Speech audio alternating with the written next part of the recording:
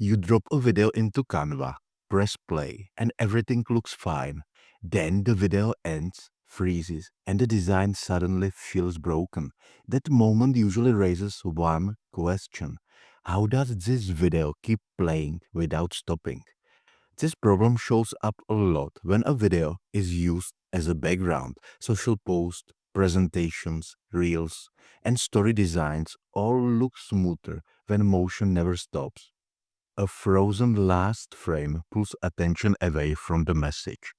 The good part is that Canva already has a built-in option for this. The setting is just hidden enough that it gets missed.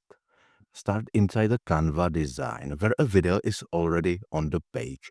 If the video is not added yet, open the Uploads tab, choose Video, and place the clip onto the canvas. Stretch it to cover the full page if the goal is a background.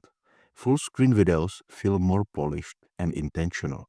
Before looping anything, tap once on the video so it becomes selected. This step matters. If the video is not selected, the playback controls do not appear and the setting stays invisible. Now look at the top menu. Find the option labeled Edit. This panel controls how the video behaves during preview and export. Open it. Inside this sidebar menu, there is a simple switch called Play on Repeat. Turn this on.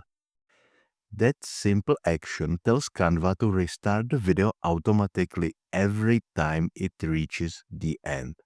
Press play on the canvas. When the flip finishes, it starts again from the beginning without any pause. That smooth restart is the loop working correctly. If the restart feels too obvious, speed adjustment can help. With the video still selected, use the speed option to slightly increase playback. Faster motion often hides the moment where the loop restarts, especially for background footage like natural clips, city scenes, or abstract motion. Shorter clips look better than longer ones. A few second video that repeats cleanly feels intentional. A 15-second clip usually makes the loop more noticeable. Trimming the video down can improve the result without changing the design. Another common mistake is looping the page instead of the video. Page duration controls how long the design plays, not how the video behaves. The loop only works when play on repeat is applied directly to the video element. Once the loop looks smooth, preview the design one more time. Check that no edges show and no jump pulls attention. After that, export the design as a video format. The loop will stay active in the final file. That is all it takes. No extra apps, no timeline tricks, just one setting in the right place. Now the video plays endlessly. The background stays alive and the design feels complete.